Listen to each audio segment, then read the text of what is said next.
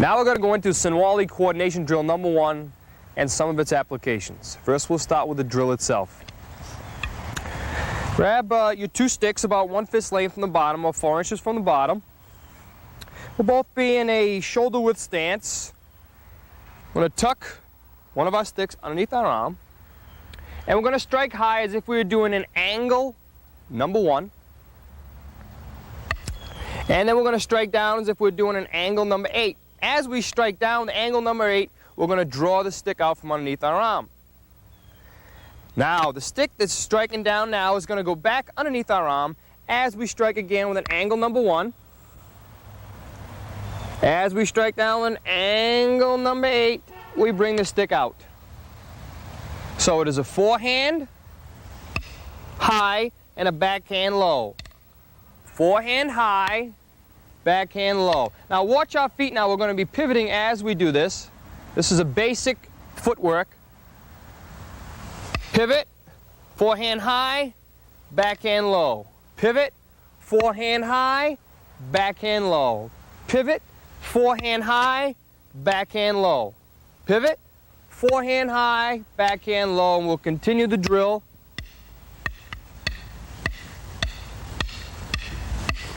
Relax. SINAWALI means weaving.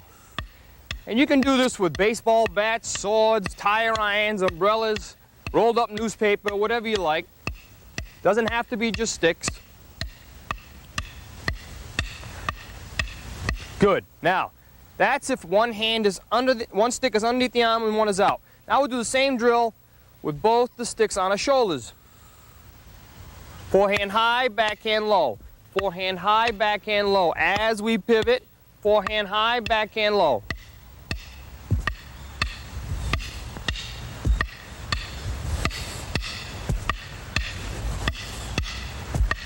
Good. Okay, one variation of this drill is, as we are doing this SINAWALI drill, he's going to fire thrusts, high and low to me. So as we do the drill, he'll fire high-low thrust on both sides, and I'll still follow the same pattern as the regular drill.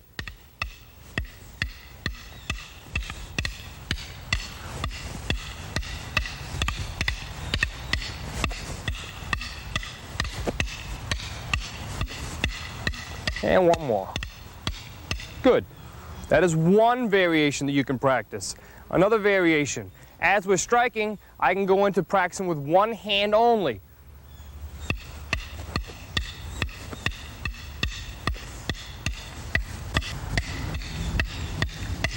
And then I can go right back into it. And then I can go to the other hand. And right back into it.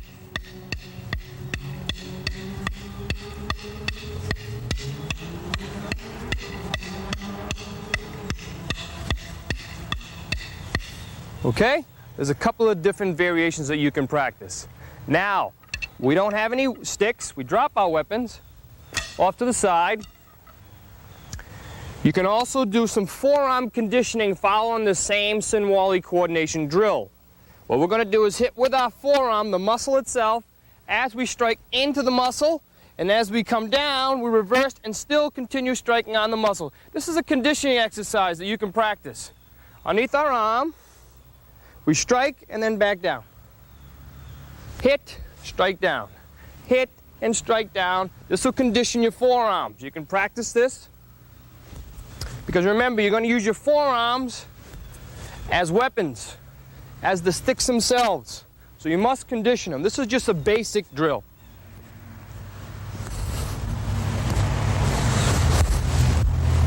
Staying on the muscle. Don't hit bone against muscle, and don't go hard because you won't be able to hold a fork. Your hands will be shaking. All right. From here, now, we're going to practice hitting our palms against each other, and we're going to go into some few locks and holds that you can practice from the same drill. Palm against palm, doing the same pivoting, but from here, I'll grab the hand and I will grab the fingers. The motion will be this motion here. If I get 3 fingers, 4 fingers, 2 fingers, doesn't matter. It's the same lock. Again. I grab. Turn the fingers in, and I bring them down. And again. Now you might say, when would you do this in a self-defense situation? When you're going to be playing patty cake with someone and you have to defend yourself. That's not what it's about. What it's about, if you happen to get in a situation where you happen to grab someone's hand here, you'll know what to do. And the same thing for all the other movements I'm going to do. Like everything in the Filipino martial arts, you have to feel it. I feel, I got to hold the fingers, I drop them down. One more time. On the other side, grab, fingers, and come down. Can you strike me from there, Dana? Strike me, please. Can't strike me. Okay? Now, we got them down. Let's bring them back up. Now, I get the fingers, I bring them down with a finger lock.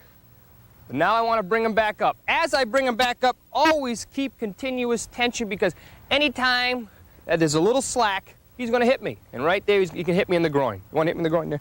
So he could hit me in the groin. Okay? So keep the tension as you bring him up. I will place, right now I'll take my left hand, put on the back of the elbow, so I continue like a sandwich, keeping pressure at all times as I bring him back up. So there's no slack. So he has no chance to hit me. All right? Let's try that again.